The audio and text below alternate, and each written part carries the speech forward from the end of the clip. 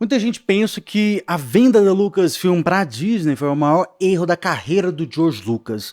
Mas o que a gente vai ver aqui hoje é que teve algo muito pior que ele fez. Olha só, a série cancelada de Star Wars do George Lucas custaria 40 milhões por episódio e teria explodido a franquia. Entre aspas, a Disney nunca teria comprado a Lucasfilm se essa série tivesse sido feita. Olha que tristeza, cara. Olha só, o produtor de Star Wars, George Lucas, o Rick McCallum, ele apareceu recentemente em um episódio do podcast, o Young Indie Chronicles.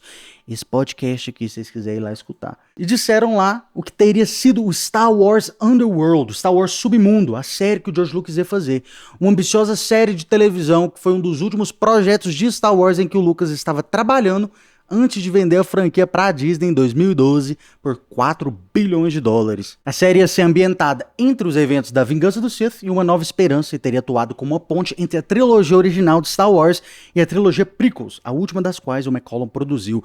Ou seja, isso aqui seria basicamente o Rogue One, só que do George Lucas. Só que o mais legal aqui é que os dois podem existir no mesmo espaço. Essa série do Submundo ia tratar sobre Coruscant, o submundo de Coruscant, né, os níveis embaixo de Coruscant, a vida do povão lá mesmo, raiz. Enquanto o Rogue One tem a historinha lá da rebelião, Vader lá envolvido também, Estrela da Morte e tal. As duas, cara, se encaixaria perfeitamente uma com a outra, seria fantástico. Eu acho que tínhamos, olha que chocante, velho, mais de 60 roteiros, como roteiros de terceiro rascunho.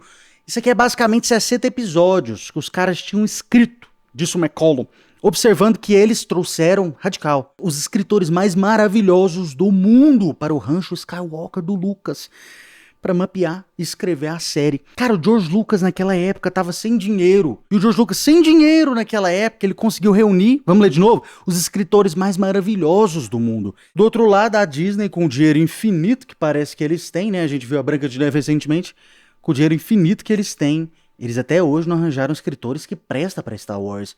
Eu não faço ideia o que passa na mente desse povo. Você sabe aqui que é por querer. O que a Disney faz é por querer, porque eles têm os recursos, mas não têm a vontade, não têm o interesse, ou, pior ainda, né? Pode ser proposital isso. Esses, entre aspas, eram roteiros sombrios. Eles eram sensuais, sexy, a palavra que o cara utilizou. Eles eram violentos, eles eram roteiros absolutamente maravilhosos, complicados e desafiadores. Cara, isso daqui eu vejo que o George Lucas aqui, nessa época, ele teve a visão que hoje em dia eu tenho. Ninguém nunca me disse isso, mas eu simplesmente criei essa visão na minha cabeça, essa ideia.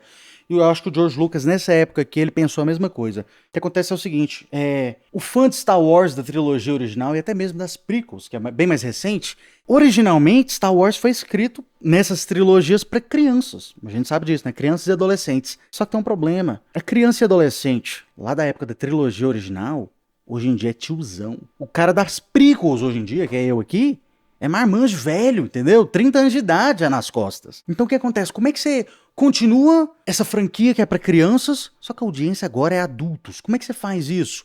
Simples demais. Você amadurece Star Wars. Era exatamente isso. O George Lucas, ele ia andorizar Star Wars. Exatamente isso que ele ia fazer.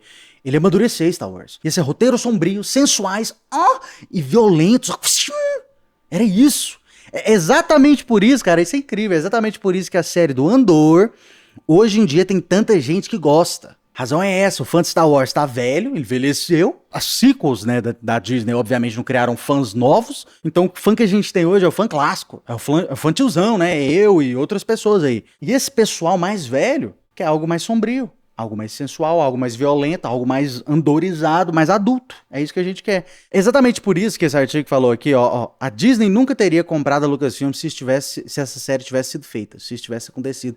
É por causa disso aqui, o negócio ia ser tão maduro, ia jogar Star Wars num nível, num naipe assim, tão diferente, elevado, tão adulto, tão Andor, que a Disney simplesmente não ia comprar, não ia ser algo mais infantil que ia caber na Disney, no catálogo da Disney infantil. Ia ser algo de adultos, cara. Isso daqui ia revolucionar. Revolucionar, certeza. McCallum continua aqui, né? Não chegou a fornecer detalhes sobre o enredo, a historinha do Star Wars Submundo, o Underworld. Mas ele disse que a série teria explodido todo o universo de Star Wars e a Disney definitivamente nunca teria oferecido ao George Lucas para comprar a franquia. O produtor disse que não fazer o Underworld, olha que triste, continua sendo uma das maiores decepções das nossas vidas. Acrescentando ainda que o problema era que cada episódio era maior do que os filmes. Então o mínimo que eu consegui espremer, né, o valor com a tecnologia que tinha na época, foi 40 milhões por episódio. Olha que radical. Você sabe quanto que custou cada episódio do Acolyte?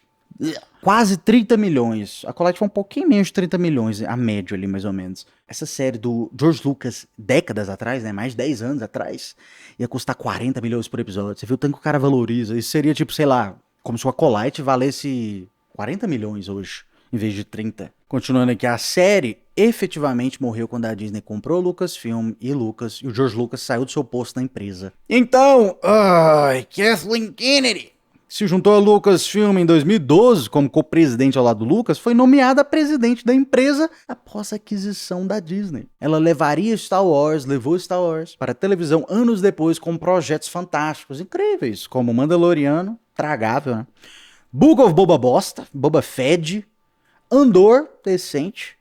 Skeleton Crew também é decente. Engraçado que pôs mais aqui, né? Para não pôr o restante que fracassou, né? Lembrando a Acolyte. Kennedy também conduziu uma trilogia de filmes sequenciais que incluiu a trilogia fantástica, que a gente ama tanto, né? Despertar da Imbecilidade, A Última Bosta e O Retorno do Lixo. Lucas disse em uma entrevista em 2020 que foi muito doloroso vendeu sua empresa para a Disney e abrir mão do controle de Star Wars. Eu tenho certeza disso. Hoje em dia deve ser mais doloroso ainda, isso eu tenho certeza. Naquela época, tava começando a próxima trilogia. Olha só.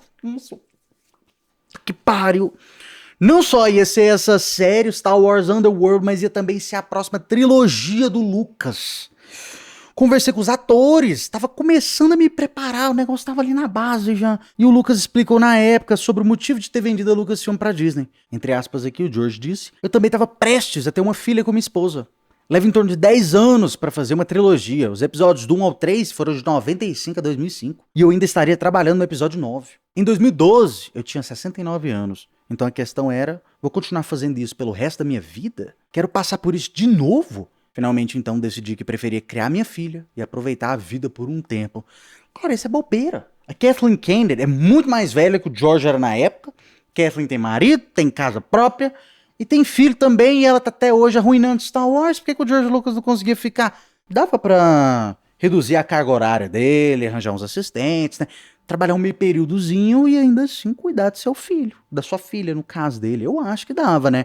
Eu acho que isso aqui, por parte do George Lucas, eu acho que foi frescura. O que esse artigo também não trouxe é que essa não foi a única razão que o George Lucas vendeu a Lucasfilm pra Disney, tá? Ele também tava faltando dinheiro, como eu disse. E a última coisa que ele queria, ele já falou isso em uma entrevista, não vou conseguir achar provavelmente, nem vou perder meu tempo, mas ele disse que simplesmente não queria mandar o pessoal da Lucasfilm pra rua, não queria despedir o pessoal, então adicionou aí, né, uma outra razão pra ele ter vendido a Lucasfilm pra Disney. Lucas pensou em não colocar a Lucasfilm à venda, e em vez disso ter outra pessoa pra comandar a produção da sua planejada trilogia sequels. Mas isso não é aposentadoria. Isso foi exatamente o que eu falei, né? Podia colocar outra pessoa pra ajudar, mais assistentes, alguma coisa assim. Ele fazer um meio período, sei lá. Mas isso não é aposentadoria. Cara, assim, eu não sou diretor ou escritor de filmes, mas eu acho, né, que não deve ser um trabalho tão pesado. Geralmente pô, o cara já... Tipo, quando você tá iniciando uma empresa, eu entendo, né? Vai ser pesado pra caramba. Mas uma vez que a empresa dele, Lucasfilm, já tá estabelecida, eu acho que o trabalho dele é meio que no automático. Então, assim, eu penso, né? Posso estar errado, que não seria algo tão... tomaria tanto tempo dele ou algo assim. Eu acho que não. Passei a minha vida criando Star Wars, disse o Lucas, 40 anos. Olha só. E desistir foi muito, muito doloroso, ele acrescentou. Se é doloroso, não vende, caramba. Mas foi a coisa certa a fazer, duvido. Achei que teria um pouco mais a dizer sobre os próximos 3, porque já tinha começado, mas eles decidiram que queriam fazer outras coisas. As coisas, sei lá, não entendi mais nada, eu tô com a cabeça já pegando fogo aqui de raiva. Essa série aqui, fantástica, do George Lucas, não ia ser só uma série, ia também incluir uma coisa que eu também acho que faz falta demais do Star Wars atual. Essa série aqui ia ser acompanhada de um jogo chamado Star Wars 1313, Star Wars 1313. Nível 1313 de Coruscant. Ia ser um jogo sobre o submundo de Coruscant. Esse jogo ia acompanhar essa série aqui. Ia ser espetacular, eu vou te explicar por quê. Eu acredito fortemente que uma trilogia por si só, como por exemplo a trilogia original, ou só as sequels, ou só as prequels, 3 filmes por si só não constrói uma era. Se você pegar a trilogia original crua ali, só a trilogia original, fica muita coisa aberta, não fica? Muita coisa vaga ali, muita coisa que você não sabe, muita coisa que não foi respondida ou resolvida. E aí que vem coisas importantes, como por exemplo, livros e comics. Os prequels tiveram isso, expandiram pra caramba, a trilogia original teve isso, expandiu demais, né? Império Palpatine, Retorno do Palpatine até nos Legends, o Yuuzhan Vong, teve muita coisa. E já que a gente tá nesse tópico, né? Esse é um dos problemas das sequels. Não teve tanta coisa assim pra expandir de uma forma legal. Mas o que eu acho que mais expande o universo de Star Wars, vai parecer até estranho, mas eu acho, essa é a minha opinião, é que são jogos de Star Wars. Pra mim, depois dos filmes, os jogos de Star Wars são a coisa mais importante que Star Wars tem. É a coisa mais crucial pra você desenvolver uma era, é a bosta de um jogo de Star Wars. Eu acho essencial. Um exemplo clássico disso, KOTOR. A gente não tinha Velha República. Não tinha. E aí veio KOTOR. Um jogo, bicho. Um jogo, mano. Um jogo construiu a Velha República inteira. Insanidade. Depois saiu outro jogo da Velha República. E aí só anos depois, tipo uns 5, 7 anos depois, acho que 7 ou 8 anos depois do primeiro jogo, que aí finalmente veio as comics. E aí depois veio o Old Republic também, o jogo. Então assim, só um jogo. Pra você ver, um jogo, cara, tem o peso de uma trilogia. Ou até mais. Essa é a minha opinião. Eu acho que essa prova aí é evidente, né? Um jogo, cara, construiu uma era inteira de Star Wars. Trilogia original teve vários jogos, Jedi Outcast, Dark Empire, outras paradas também, as prequels também, Republic Commando, teve Battlefront, Essencial também. As sequels não tem. Você percebeu isso? As sequels não tem nenhum jogo que faz assim, se realmente entrar no universo das sequels. Essa é uma das razões assim que a gente não consegue conectar com as sequels. Quando a gente pensa nas Guerras Clônicas, todo mundo aqui tá careca de jogar como um soldado clone em algum jogo, né? Ou senão, trilogia original. Todo mundo, até Battlefront 2 moderna aí, a gente tem coisa da trilogia original. A gente consegue pegar o Luke Skywalker, a gente tem o Jedi Outcast também, a academia do Luke Skywalker, expande demais, cara, isso aqui é essencial. Isso daqui é não só o que a gente precisava pras Guerras Clônicas, mas também pras sequels. A gente precisa de algo assim. A gente precisa de uma série fantástica, fantástica mesmo.